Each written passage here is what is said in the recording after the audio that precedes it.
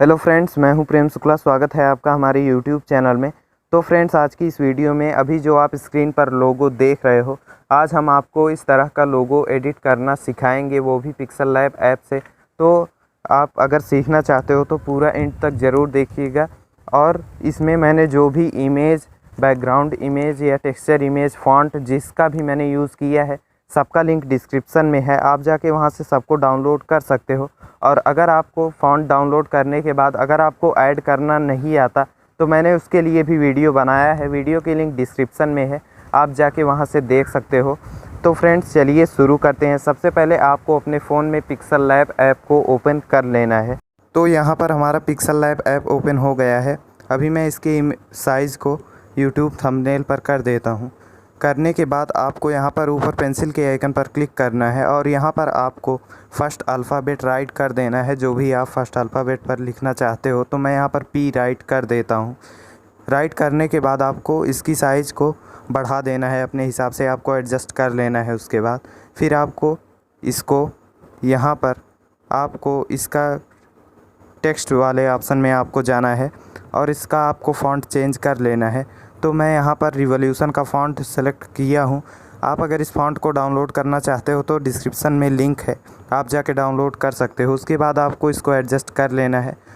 तो मैं इसका कलर आपको ब्लैक कर देना है। कलर को ब्लैक करने के बाद अब आपको इसे कॉपी कर देना है और ये जो सेकंड वाला जो मैंने कॉपी किया इसको आपको कट करना है और यहाँ पर आपको सेकंड अल्फ़ाबेट राइट कर देना है, जो भी आप राइट करना चाहते हो। तो अब आपको इन दोनों को इसकी आपको साइज़ बढ़ा देनी है। तो यहाँ पर मैं इसकी साइज़ थोड़ा सा बढ़ा देता हूँ। तो मैं इसकी साइज़ 175 रख रहा हूँ। आपको सेकंड की भी साइज़ 175 ही रखनी है, जिससे दोनों एक ही साइज़ के रहें। तो मैं इसकी भी साइज़ 175 कर देता हूँ। तो यहाँ पर मैं इसकी साइज़ को 175 कर दे रहा हूँ। तो ये हमारा 175 हो गया है। इसको भी आपको इसके बगल में कर देना है। इसको करने के बाद अब आपको इसको एकदम बीच में कर देना है।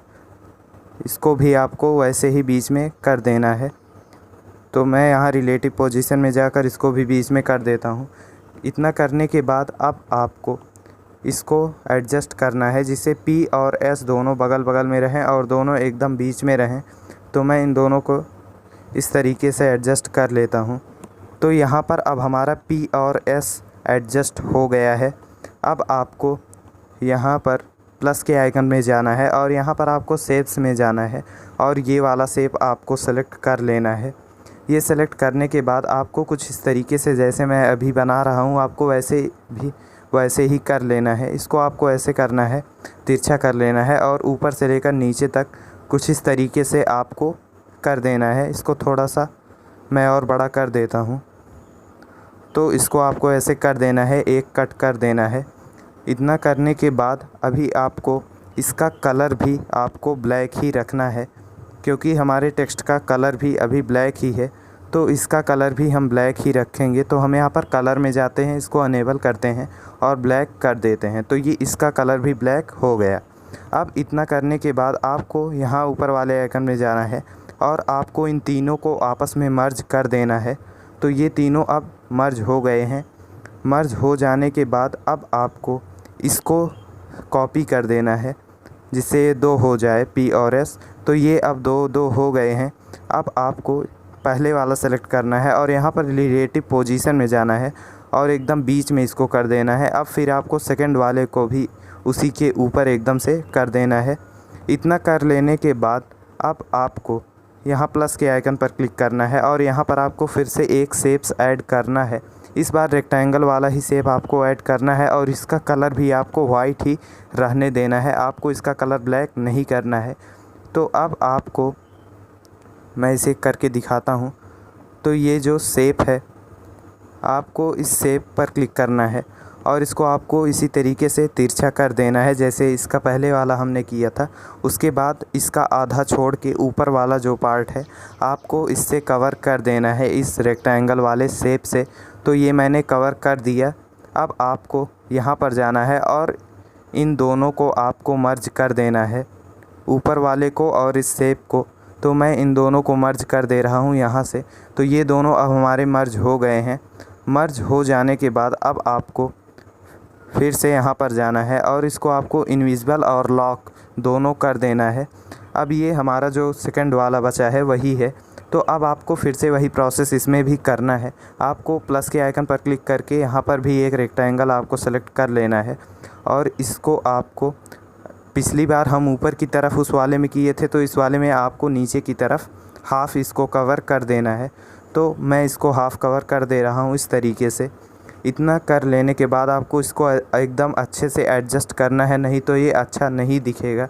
तो मैंने इसको कर दिया। अब आपको इन दोनों को भी आपस में मर्ज कर देना है। तो ये दोनों भी मर्ज हो गए हैं। अब मर्ज हो जाने के बाद आपको आगे का प्रोसेस मैं बताता हूँ। इन दोनों को मर्ज हो जाने के बाद अब आपको यहाँ पर नीचे की तरफ टेक्स्ट वाले ऑप्शन में जाना है। यहाँ पर आप टेक्स्ट के बगल वाले में जाओगे तो यहाँ पर इरेजर का ऑप्शन होगा, आपको इरेज कर देना है, इरेज कलर। तो ये जो फर्स्ट वाला था, इसका आपको जो जहाँ पर हमारा वाइट वाला कवर किए हुए था वो अब आपका गायब हो गया, इरेज हो गया। अब आपको ये फर्स्ट वाला सेलेक्ट करना है जिसको अभी हमने इरेज नहीं किया है। अब आपको इसमें भी वही प्रोसेस करना है कि आपको इरेज कलर में जाना है और इसको आपको अनेबल कर देना है। तो अब ये भी हमारा इरेज हो गया और इसका टॉलरेंस आपको 70 पूरा फुल कर देना है। अब आपको यहाँ पर जाना है रिलेटिव पोजीशन में। यहाँ पर आप देखोगे तो ये पोजीशन का है, तो आपको इसको थोड़ा सा इसको अलग कर देना है। तो अब ये दोनों आपके अलग हो जाएंगे। तो यहाँ पर मैं इसको अपने हिसाब से आपको कर लेना है, आप जैसा इसको चाहते हो। तो मैं इसको अच्छे से एकदम एडजस्ट कर लेता हूँ, फिर आगे का प्रोसेस मैं आपको बताता हूँ। तो यहाँ पर हम इसको अच्छे से एडजस्ट कर लेते हैं। तो ये हमारा एडजस्ट हो गया है। आपको भी इसी तरह से एडजस्ट कर लेना है। एडजस्ट करने के बाद अब आपको प्लस के आइकन पर क्लिक करना है और यहाँ पर आपको शेप्स पर क्लिक करना है और एक रेक्टेंगल लेके आपको एकदम छोटा कर देना है और इसका भी कलर आपको ब्लैक ही रखना है। और अब आपको यहाँ पर पोजीशन में जाना है और इसको जो ऊपर वाला पार्ट है हमारा, आपको इसको वहीं पर कहीं भी आप इसको रख सकते हो उस टेक्स्ट के अंदर ही। तो ये ऊपर वाले पार्ट में मैं छोटा सा पॉइंट ब्लैक कलर का यहीं पर रख देता हूँ, आप कहीं भी रख सकते हो। अब इतना करने के बाद आपको इन दोनों को मर्ज कर देना है, जो ऊपर वाला पार्ट है और जो पॉइंट अभी हमने रखा था। तो इन दोनों को मैं मर्ज कर दे रहा हूँ। तो अब ये दोनों मर्ज हो गए हैं, तभी ये इरेज होगा, नहीं तो नहीं होगा। आप अच्छे से इसको बिना किए नहीं बना सकते। अब आपको सेकंड वाला सेलेक्ट करना है। अब आपको यहाँ पर भी वही सेम प्रोसेस करना है कि आपको शेप्स में जाना है। शेप्स में जाने के बाद इसको एकदम सा छोटा कर देना है। उसके बाद आपको इसका कलर ब्लैक कर देना है और इसके पोजीशन को पिछली बार हमने ऊपर वाले में किया था, अब हमको नीचे वाले पर इसको ले जाकर मर्ज करना है। तो हम एकदम नीचे की तरफ ले जाते हैं। यहाँ पर आप कहीं भी मर्ज कर सकते हैं नीचे वाले में। तो ये आपको अब इन दोनों को मर्ज कर देना है यहाँ से। तो मैं इन दोनों को भी मर्ज कर देता हूँ। ये दोनों भी मर्ज हो गए हैं। अब इतना कर लेने के बाद अब आपको इसको टेक्सचर देना है। तो टेक्सचर देने के लिए आपको यहाँ पर सबसे पहले आपको जाना है टेक्सचर, यहाँ पर आपको दिखेगा नीचे की तरफ। तो आपको टेक्सचर में जाना है और आपको यहाँ से टेक्सचर इमेज सेलेक्ट कर लेना है। तो ये मैं गोल्डन इमेज यहाँ पर सेलेक्ट कर रहा हूँ। मैंने इसमें जो भी इमेज को यूज़ किया है सबकी लिंक डिस्क्रिप्शन में है, आप जाके डाउनलोड कर सकते हो। तो गोल्डन इमेज आपको सेलेक्ट कर लेनी है। तो ये ऊपर वाले अब हमारा गोल्डन कलर का हो गया और आपको मेंटेन रेशियो को पूरा ऑन कर देना है। अब ये हो गया। अब आपको नीचे वाला सेलेक्ट करना है यहाँ से। अब नीचे वाले का कलर आपको सिल्वर कलर का रखना है, इसकी भी लिंक डिस्क्रिप्शन में है, आप जाके डाउनलोड कर सकते हो। तो अब ये हमारा सिल्वर कलर का हो गया। मेंटेन रेशियो ऑन कर देना है और स्केल पूरा फुल कर देना है। इतना कर लेने के बाद अब आपको ये लगभग क्रिएट हो गया है। अब आपको इन दोनों को मर्ज कर देना है, ऊपर वाले और नीचे वाले को। तो अब ये पूरा हमारा एक ही में हो गया है। तो अब इतना करने के बाद आपको एकदम बीच में इसको रिलेटिव पोजीशन में जाकर कर देना है। उसके बाद अब आपको इसका बैकग्राउंड सेलेक्ट करना है। तो यहाँ पर आप जाओगे बैकग्राउंड वाले में, यहाँ से आपको कोई भी जो आपको बैकग्राउंड अच्छा लगे आपको सेलेक्ट कर लेना है। मैं इसमें 2 बैकग्राउंड आपको करके दिखाऊंगा और उन दोनों बैकग्राउंड का लिंक मैं डिस्क्रिप्शन में दे दूंगा, आप जाके डाउनलोड कर सकते हो। तो ये देखिए अब ये कितना अच्छा लगने लगा है। अब आपको ये पूरा क्रिएट हो गया है, आपको इसको सेव कर देना है। तो यहाँ से आप नया टेक्स्ट भी ऐड कर सकते हो, अपने चैनल का नेम या अपना अगर नेम आप ऐड करना चाहते हो तो मैं यहाँ पर अपना नेम ऐड करके भी आपको दिखा देता हूँ। तो मैंने यहाँ पर अपना नाम लिख दिया। अब आपको इसको नीचे की तरफ लेकर जाना है, जो P और S लिखा हुआ है।